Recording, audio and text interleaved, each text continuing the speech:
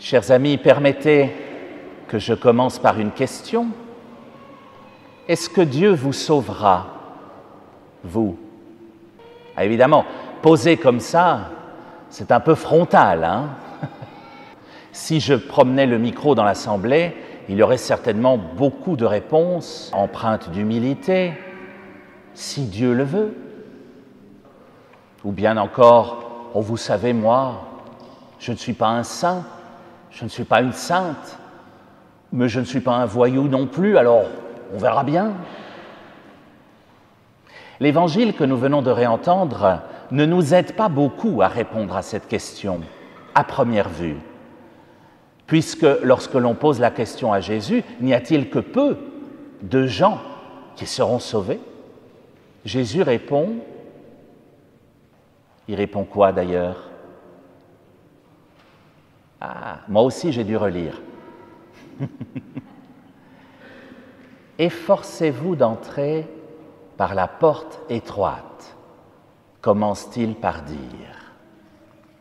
Très souvent, cette parole a été vue comme élitiste ou exclusive, du style « Attention, soyez parfaits, parce que la porte est étroite.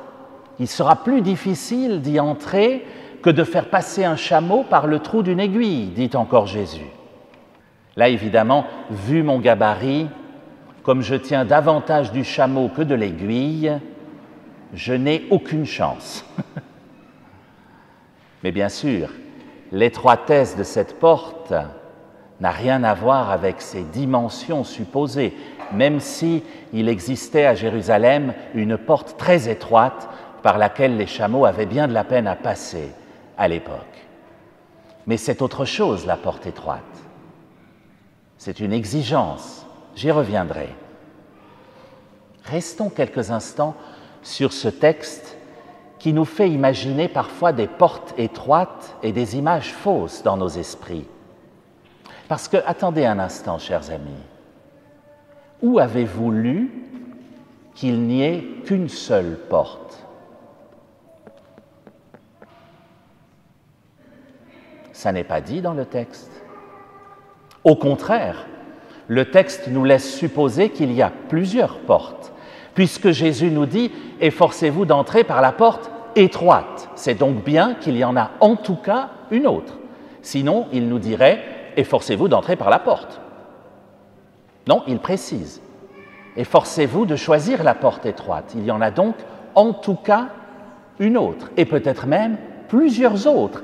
Et la suite du texte nous le confirme, puisqu'on nous dit ensuite qu'une fois que la porte étroite sera fermée, on viendra encore des 4 points cardinaux de tous les peuples prendre place au festin du royaume. Il y a donc plusieurs portes, et d'autres portes qui seront fermées moins vite.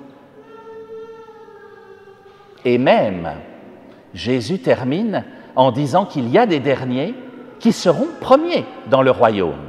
Il y a donc des personnes qui arriveront après que la plupart des portes se soient fermées, qui entreront en dernier et qui seront premiers davantage que celles et ceux qui sont passés par la porte étroite. Ceci dit, si on écoute Jésus, il semble meilleur d'essayer de passer par cette première porte étroite, puisqu'il nous le dit. Notamment parce que beaucoup n'y arriveront pas, dit-il aussi. Qu'est-ce qui les empêchera de franchir cette porte étroite? Mais là aussi, le texte le dit, l'injustice. La porte étroite est fermée à toute personne qui pratique l'injustice. C'est pour cela qu'il vaut mieux essayer d'y passer en faisant des actions justes au cours de nos vies. C'est à la portée de chacune et chacun d'entre nous. Mais est-ce à dire qu'une personne injuste ne pourrait plus du tout entrer? Non, absolument pas. Elle ne pourrait pas entrer par cette porte-là. Mais peut-être que cette personne peut purger sa peine après avoir commis une injustice ou un crime et demander pardon sincèrement, puis entrer par l'une des autres portes, plus larges. Laissez-moi répéter ceci pour ne pas créer d'ambiguïté. Purger sa peine, y compris devant Dieu, et demander pardon sincèrement. Il y a des personnes qui semblent croire, jusque dans l'Église de France, il y a des personnes qui semblent croire qu'une fois qu'on a purgé sa peine, tout va bien. On peut retrouver une place de prestige dans l'Église, aucun souci. Non. Purger sa peine, c'est bien, et ça ne suffit pas. Encore faut-il demander pardon sincèrement. Ne pas minimiser ce que l'on a fait, ne pas relativiser la parole d'une victime. Je dis tout cela au hasard, n'est-ce pas, chers amis? Et si par hasard l'actualité du Sud vous revenait à l'esprit, ce n'est certainement pas qu'un hasard. Moyennant quoi, je vous repose la question. Est-ce que Dieu vous sauvera, vous et moi, par la même occasion? La deuxième lecture nous donnait une clé, la lettre aux Hébreux. Ne néglige pas les leçons du Seigneur, ne te décourage pas. Peut-être que dans nos vies, nous avons commis parfois le mal et nous avons reçu des leçons. Ne te décourage pas, dit le Seigneur. Tout est encore possible. Tu peux encore entrer. Et puis, il y avait la première lecture, le prophète Isaïe, qui nous offrait une bonne nouvelle magistrale. C'est Dieu, au final, qui viendra rechercher tous les autres, de toutes les nations, de toutes les langues, pour les convier, eux aussi, au festin. Ceux qui ont entendu parler de Dieu, comme ceux qui n'en ont jamais entendu parler. Ceux qui sont dans cette église ce matin, comme tous les autres. Il viendra tous les chercher. Alors attention, là encore, à ne pas me faire dire ce que je n'ai pas dit. Je ne suis pas en train de vous la jouer, Michel Polnareff, on ira tous au paradis. Dieu veut tous nous sauver. Nuance. Lui, il veut tous nous sauver. Mais cela dépend aussi de nous. Jusqu'au bout, on peut refuser la main que Dieu nous tend. Jusqu'au bout.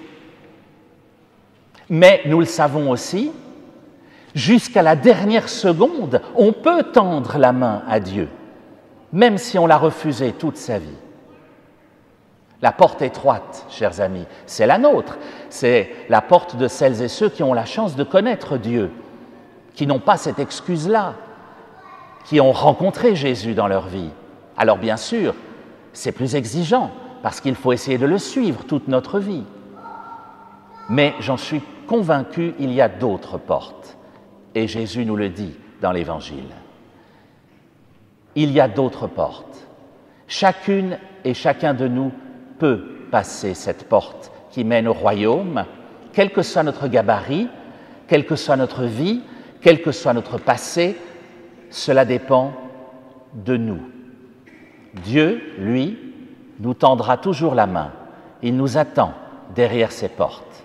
À nous, alors, de lui tendre la main aussi. C'est d'ailleurs ce que vous êtes venus faire ce matin.